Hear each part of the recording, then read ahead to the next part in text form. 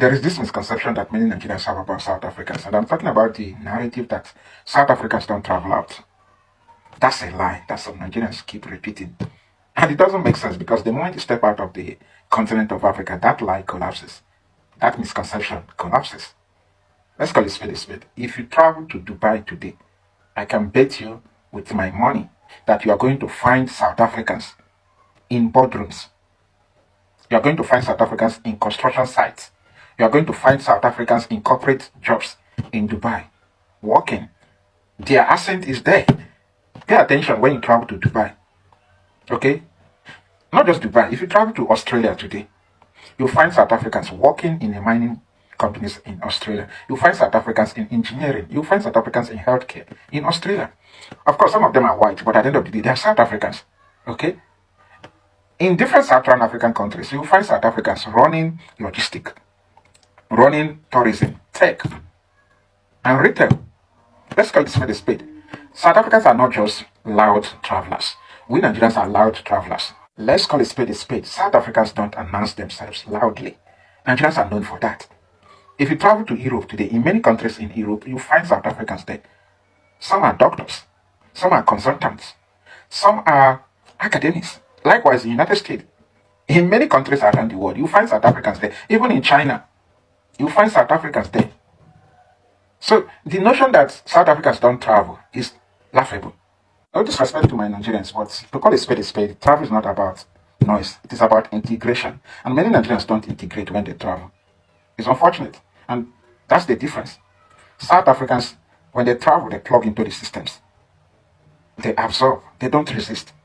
And many South Africans travel with skills-based migration, long-term residency pathways. All right? And they move quietly. South Africans' style of travel is quiet, strategic, institutional. They travel quietly, no noise. But Nigerians don't travel into content, migration into content. This is why you find a Nigerian in Indonesia talking trash about Indonesia. Like, it doesn't make sense. And Nigerians are some of the most, I don't want to be disrespectful here, but to call it spade, Nigerians are very, very arrogant. Ignorance is a disease that many Nigerians are suffering from. So, at the end of the day, that's because South Africans don't travel loudly like Nigerians does not mean that they don't travel. They travel quietly, strategically, institutionally. Yes, many South Africans are there in Indonesia, but they don't make noise. Many South Africans are there in United States, United Kingdom, China. They don't make noise. Okay? Many South Africans, they live with certifications and transferable skills. Unlike Nigerians, some Nigerians travel without a single qualification.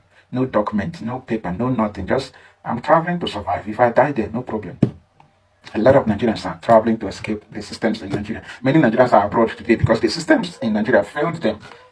So the question is, why did you travel and how? That's the difference. And if you don't see South Africans, it's because they are moving quietly. If you are in China, United States, United Kingdom, you don't see South Africans, it's because they move quietly. They don't attract unnecessary noise, unnecessary attention. We Nigerians, we turned travel into content. We talk about the country we reside negatively and positively. Somebody will be in Ghana talking trash about Ghana. Somebody will be in South Africa talking trash about South Africa. You're a Nigerian staying in Kenya. You're talking trash about Kenya. The best you should do as a Nigerian in Kenya or a Nigerian in South Africa is to promote the positive aspect of that country. Because whether South Africa is bad or Kenya is bad, the country is far better than your country. That is why you are there. Yes, South Africans are in Nigeria, but they are there for vacation. You don't find South Africans in Nigeria working or doing anything illegal. All right? So when South Africans travel, they get involved in corporate structures. Many Nigerians outside Nigeria don't do that. Many Nigerians outside Nigeria are just there, doing whatever it takes to survive. And that involves illegalities. Forgive me, but that is the reality. South Africans, they travel, but they don't travel loudly like Nigerians. The loudest travelers are Nigerians. That is the difference. Thank you for watching and stay blessed. Hi guys. So today I'm just going to address the issue of you don't travel. You guys don't travel. You need to travel more because you're xenophobic because you don't travel. That time I've been to so many countries, I don't even know what's the idea behind people claiming that we don't travel? I mean, literally, my passport is full now, and I just got a new one.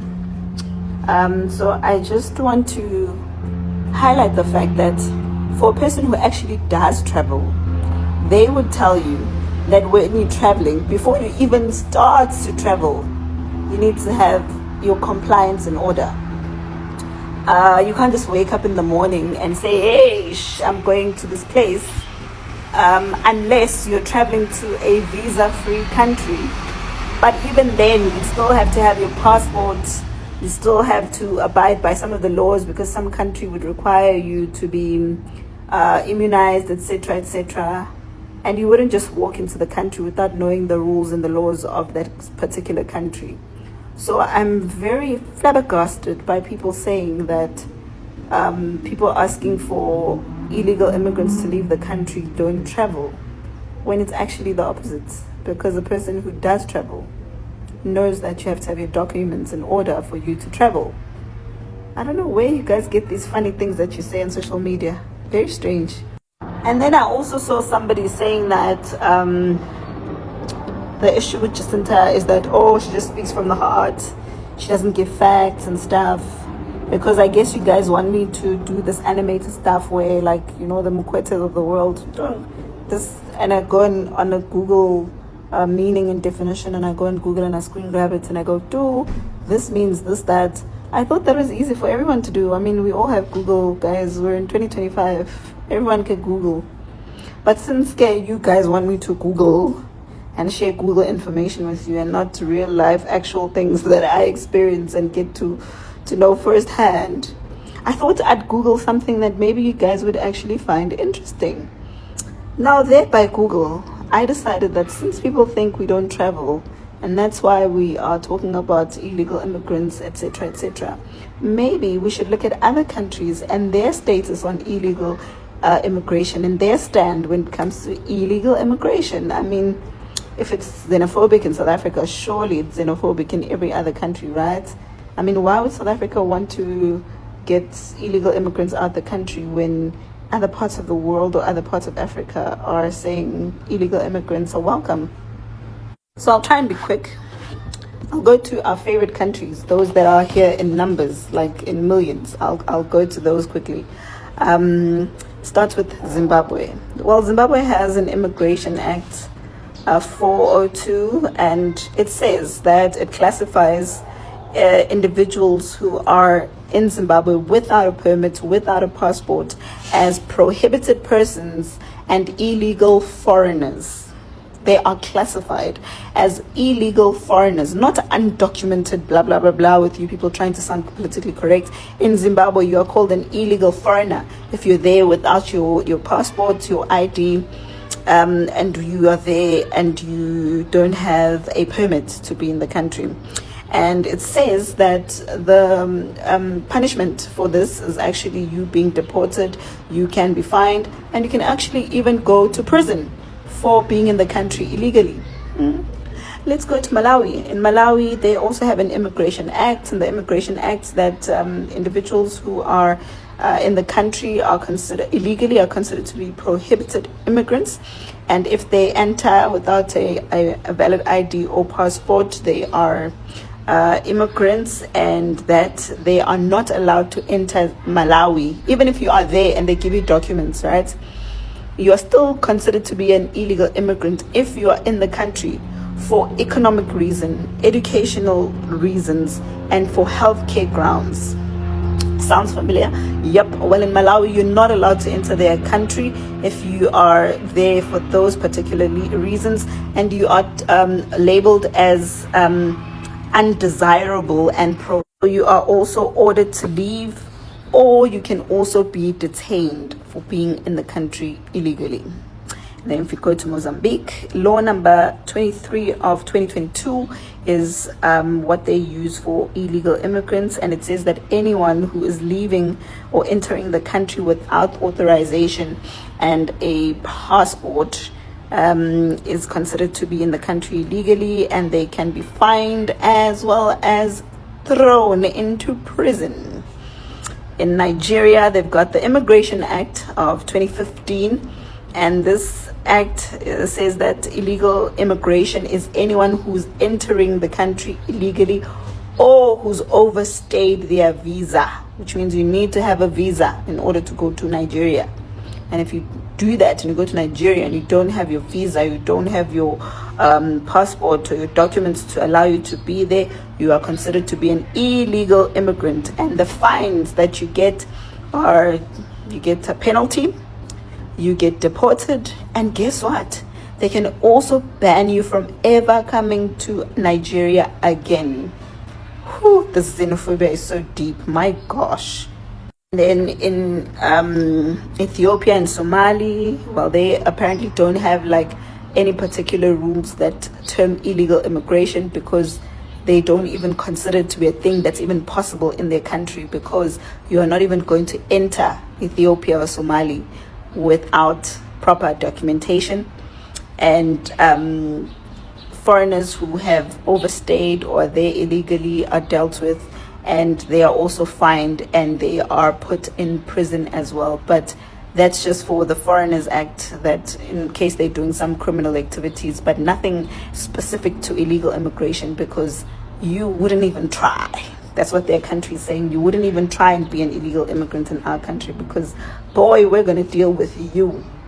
And then in Congo, there's the Foreigners Act of 1996, and that one says anyone who's in the country legally or has an expired visa or permit is considered to be an illegal immigrant, and this can lead to punishment.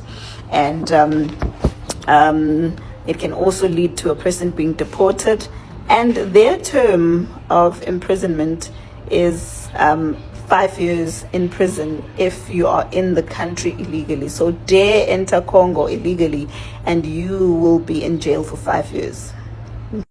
So there they will fine you 1 to 5 million Congolese franc, and that's how much you pay for being in the country illegally.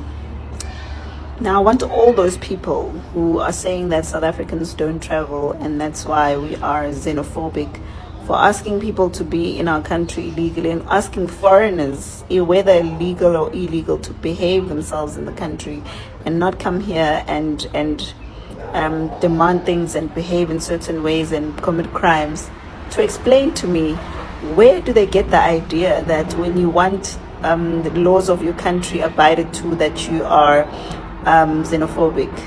And then they say you're not xenophobic to illegal immigrants, you're xenophobic because you don't like foreigners. Listen, none of us are in this for feelings, ne? We're not here because we're trying to feel a certain way about people. So there's no xenophobia in this. It's the law. That's it. And the law is the law. Because you're also telling us about foreigners, and foreigners in South Africa, if you know the Immigration Act, you would know that they are supposed to have medical health care. If they're here in the country, they're supposed to have permits. They're supposed to, even if they're here, like in countries from the SADC region, that they don't have to be here with visas. When you come here, you are supposed to stay for 90 days, get a stamp and go. Getting a passport is a travel document.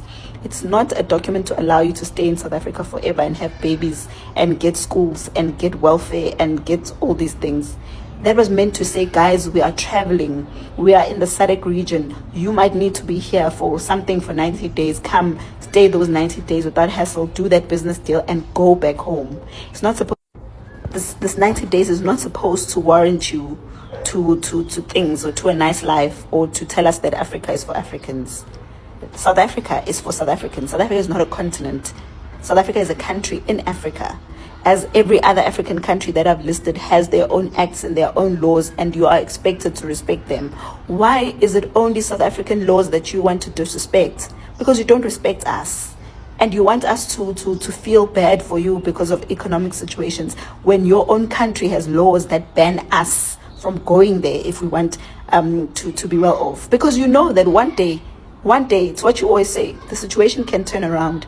Now, let's say the situation turns around today and South Africa is in a worse off state than all these other countries that I've mentioned that have laws against immigration.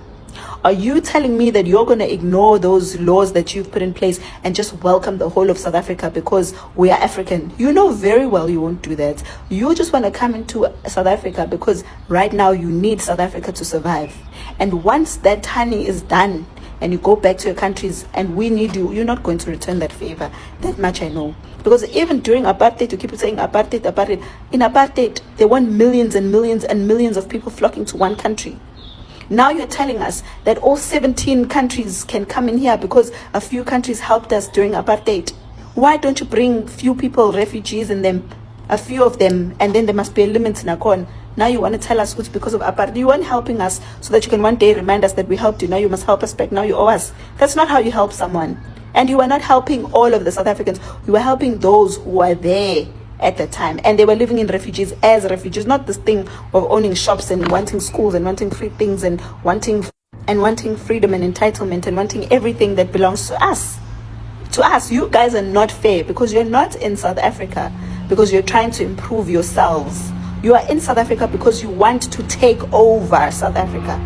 You're not here because you want to be here so that you can help rebuild yourself and fight your government. That's the truth, you know it. You are here because you want for South Africans to be replaced by you in South Africa so that you have more rights. That's why you're building your little communities. You're not integrating with South Africans. You're not in South Africa to live in peace and harmony. No. You're taking over in little silos where you know that you want to dominate those places. That's why you're carrying guns. That's why you've got all these other things and you're carrying out criminal activities and you've got syndicates and syndicates because you don't have good intentions for this country. And that's why people like me make you angry, because we know and we see right through you and what you're doing in our country. And then you have foolish South Africans who are fools who think that they see better than the rest of us because they want to speak nice when they don't know what's happening to the ordinary South Africans. Going on TikTok or wherever and going on Google and getting a definition of something doesn't make you smart. It means you just know where to find information that you need. People who are informed are people like me, who are underground, who know what is happening, who see it with our eyes, who've tackled the crime that you guys do, who are here in the country illegally. We faced Inkabi that you bring and you use to hold those tuck shops and own them because you promise people money. And then you put our lives in danger and you threaten us and you tell us all these things about our lives. And then those woke people just sit on social media the whole day getting screenshots of nice things. And you South Africans fall for it. You as South Africans better wake up today. Wake up today. These people are not in your country because they want to make friends with you. They're not in your country to make friends with you. If they wanted to make friends with you, they would be adapting your culture. Or they're adapting your way of life. Let me not say culture because that's too extreme. They would be adapting your way of life. They are not doing that. They're introducing their way of life and forcing it to you. And you're saying, oh, xenophobia is a bad thing. Ethnic cleansing is also a bad thing. Ethnic cleansing is also a bad thing. Because one day I'm telling you, you'll be uncomfortable being a Zulu, a Xhosa, a Pedi, a Mtswana. Anything that you are, you will be uncomfortable because they will make you feel like this is their country, therefore you need to be who they are in order to fit in. Why do you think you see so many people when there's a certain religion that's in that area, they start adapting to that religion so that they can fit in or they can get certain things because now they fit into that religion? Don't fall for this nonsense. South Africa must fight for South Africans. Guys, South Africans, vugani. The time is now. There's no better time than now.